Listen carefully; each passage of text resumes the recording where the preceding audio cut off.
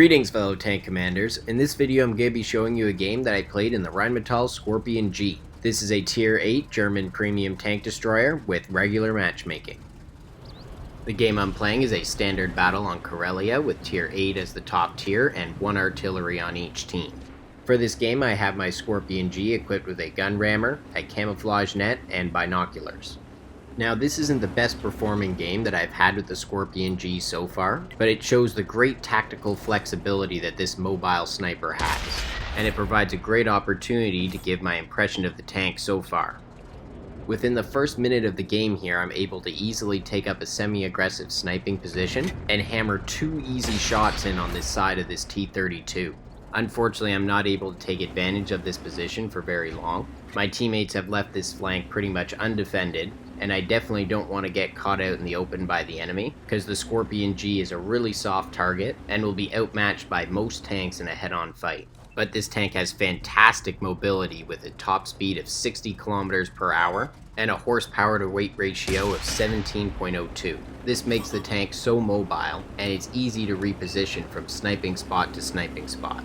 Now with a mobile sniping tank destroyer, the other main component is its gun, and the Skorpion G has an awesome gun. It has pretty much the same gun as the tier 8 German tech tree variant, the Rheinmetall Waffenträger, with the 12.8cm cannon. It has the same damage and penetration values, but it has 0.3 accuracy. This is crazy when you compare it to the Borsig's 0.35 accuracy.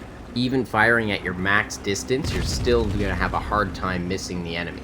The Skorpion G does have a slightly longer reload time than the Borsig, but it's really nothing at all compared to the advantages the Skorpion G has. And with the first 5 shots of this game, you can instantly see how devastating this gun is. I took huge chunks out of the T-32 at the start of the game, just one-shotted that tier 5 light tank, and would have been able to destroy that tier 7 Bulldog in 2 shots if I hadn't have low rolled. And with this chaotic start to the game, I've already managed to rack up over 2,300 damage.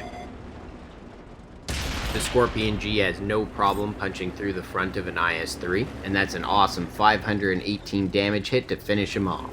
The combination of the reliability and the damage output of this gun is just awesome. Unfortunately, there aren't a lot of heavily armored tanks in this game to show off the Skorpion G's penetration, but it's extremely reliable, and even when fighting tier 10 tanks, if you use your accuracy to target the weak spots, you're not going to have too much trouble penetrating. I'm actually running chocolate in my Skorpion G to enhance the gun's performance even more.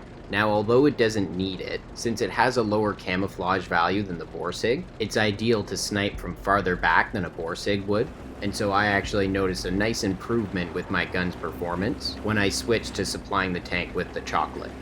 Once again, it's not necessary to have, but it's good to keep in mind if you want to play a little more competitive with your Skorpion G.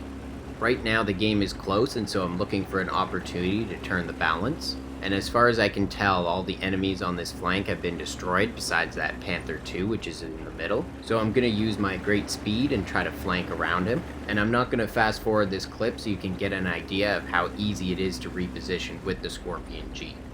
It allows it to be such a tactically flexible tank, and it gives it such a high potential because you can move from area to area targeting different groups of enemies, which allows you to be a much more active player. And so to reach this tank's maximum potential, you really have to watch the tactical situation in the game, and especially on large open maps like this, don't be afraid to relocate to a different vantage point and catch the enemy off guard. Now my assault move on this Panther II ends up being quite useless because my teammates have done a great job at wearing him down, but I decide to be a little greedy here and go in for the kill shot, which was an unnecessary risk to take considering that the enemy is controlling the sniper hill on the other side of the map, but it works out okay, and now I'm going to continue moving along this flank because I've noticed that the enemy is mostly massed on the other side, and so it gives me a clear shot to their base to put pressure on it. Right now I'm playing the Skorpion G a little more as a medium tank, which isn't something you want to do all the time, but I'm top tier, there's huge gaps in the enemy's defense, I've got a fully rotating turret, and I've managed to hold on to my hit points, so I don't think I'll have any problem taking care of myself on this assault move. I was sloppy here and I missed that shot, which was quite important on that tier 6, and it prolongs this engagement and costs me a great amount of hit points, when I really should have just taken the time to aim that second shot. Overall it works out okay though, and I haven't taken any hits from the sniper in the middle, but taking only 2 shots from that tier 6 cost me a large portion of my hit points. And after a quick look at the tactical situation, I decide to go back and defend my base. The enemy is managing to close in around my teammates, and they're starting to put pressure on my artillery and the base. And once again I have to drive across the map, but it takes very little time for this tank. Now here's a perfect example of the phenomenal accuracy. This is at just over 500 meters away, and there's barely any chance that I'm gonna miss that STA-2. That shot flies straight and true, and it saves my teammates the trouble of having to ridgeline fight him. My team has a pretty good advantage now, and the enemies are a tier 7 heavy tank and a tier 6 medium tank. And this is another crazy sniper shot. This is showing at 540 meters away. Wow, this Skorpion G has some incredible sniping potential. And that pretty much finishes it off for this game. My teammates managed to take out the Black Prince and artillery before I can get there. For this game, I managed to earn 107,000 silver. That's without any multipliers, and with silver earning potential like that, it's easy to run premium consumables. I earned 2,731 experience without any multipliers. In this game, I dealt 4,492 damage and destroyed 7 enemies while blocking 220 damage. This earned me High Caliber, Mastery Badge Ace Tanker, Top Gun, and Devastator. I wish I had been able to get a little more damage, but still a solid performance for the Skorpion G. I placed at the top of the team, earning a base XP of 1,655.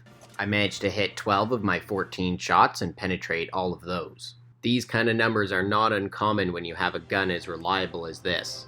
Unfortunately, I didn't do much in terms of crew and module damage. I destroyed the engine in the M4A3E2, and the fuel tank in the Panther II. Well, that's all for this video. I hope you enjoyed seeing that game with the Skorpion G. Unfortunately, you didn't get to see the full damage potential that this tank has, but this game was about showing the tactical flexibility of the tank. I hope my first impression will help you decide whether this tank is a good addition to your garage, which it definitely is. Stay tuned for more awesome World of Tanks videos.